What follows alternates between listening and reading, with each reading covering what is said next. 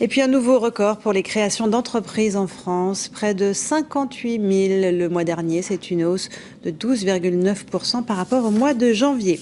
Le statut de l'auto-entrepreneur, y est sans doute pour beaucoup, mais une autre formule rencontre également un grand succès, c'est la franchise. Indépendant mais lié à une marque, les franchisés sont plus de 50 000 en France. La réussite est souvent à la clé, mais le marché compte également ses escrocs. Les dessous de la franchise, c'est l'enquête de ce 20h. Elle est signée Laurent Delsol, Jean-Étienne Mac et Emmanuel Copeau. 1, 2. Le véritable problème, c'est qu'on a été honnête et que tout le monde n'est pas honnête et qu'il faut faire très attention. Tu sais quoi ? Mais si on savait faire, on n'aurait pas été véreux. Il y a de plus en plus de franchiseurs escrocs et malheureusement toujours aussi peu de franchisés qui osent se plaindre. Des ballerines ? Ouais. Oui. Vous les voulez en cuir ? Je vous remercie. Moi, je suis tombé dans le panneau. Et comme m'a dit mon avocat, parce que j'ai quand même pris un avocat, il m'a dit, Monsieur Guillot, pourquoi il y a des escrocs ? Parce qu'il y a des gens naïfs pour croire leur boniment. Les 5,90. C'était le projet de leur vie. Une boulangerie, restauration rapide en Avignon. 150 mètres carrés, en plein centre-ville. Guylaine et Jean-Christophe Guillot ont investi près d'1 million d'euros. En 2007, ils signent avec un franchiseur, une entreprise qui vend son nom, son concept et son savoir-faire. Celui-ci promet une affaire en or, mais rien ne se passe comme prévu. Une baguette, 80 centimes. Ces anciens cadres commerciaux ne peuvent même pas se payer les 2000 € de salaire que le franchiseur leur avait fait miroiter. On est obligé d'ouvrir 7 jours sur 7 pour essayer de s'en sortir. Depuis 1 an et demi, on n'a pas pu se rémunérer. En saison creuse, je dors maximum 4 heures par nuit. Et pendant le festival où il y a énormément d'affluence, je dors, c'est à peine croyable, 30 minutes par nuit. Ils estiment avoir été escroqués, entre autres des surfacturations de travaux qui ne sont toujours pas terminés et des surfacturations de matériel qui n'a jamais été entièrement livré. Ce matin, Guylaine est en retard.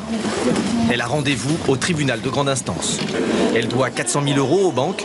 Elle espère l'aide de la justice. On se bat tous les jours et j'espère qu'aujourd'hui, on aura la réponse de nos attentes. Donc là, pour la première fois, je vais pouvoir parler au président du tribunal. Pour s'en sortir, elle a obtenu un nouveau délai de paiement pour négocier ses crédits avec les banques. Le tribunal doit être convaincu que... Tout comme Guylaine et Jean-Christophe, d'autres franchisés du même réseau ont décidé de porter plainte. Ils se sont regroupés pour réduire de moitié les honoraires d'avocats. Charlotte Bellet travaille pour un cabinet spécialisé depuis 25 ans dans la défense des franchisés.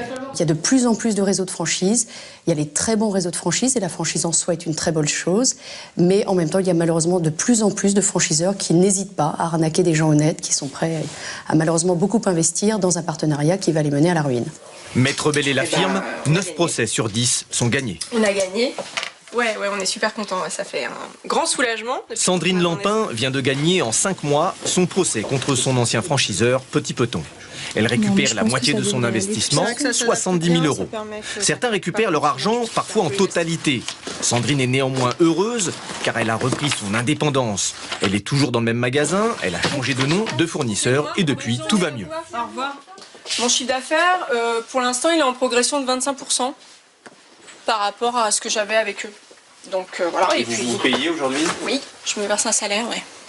Donc vous vous débrouillez mieux seul ? Oui, effectivement, même en gérant mon stock. En France, il existe 50 000 franchisés pour 1300 franchiseurs. Parmi eux, de très nombreux vrais chefs d'entreprise. Franck Provost est un exemple de réussite.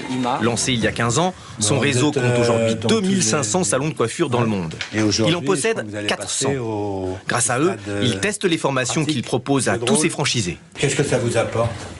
Énormément de choses. Ça permet d'évoluer, de faire avancer les équipes, de faire avancer les entreprises. Un bon franchiseur doit posséder son propre magasin. On doit montrer l'exemple. Parce que quand on décide d'apporter des nouveaux services, avant je les teste dans mes propres salons. Je vois surtout aussi combien ça me coûte et ce que ça peut rapporter. Et si on n'a pas ses propres salons, comment fait-on ? Avant de se lancer dans une franchise, pour ne pas être trompé, il faut enquêter soi-même. Chercher les bilans, les chiffres d'affaires et les bénéfices éventuels des franchisés. À Cuba, une trentaine de dames en blanc, des épouses et des mères de prisonniers politiques cubains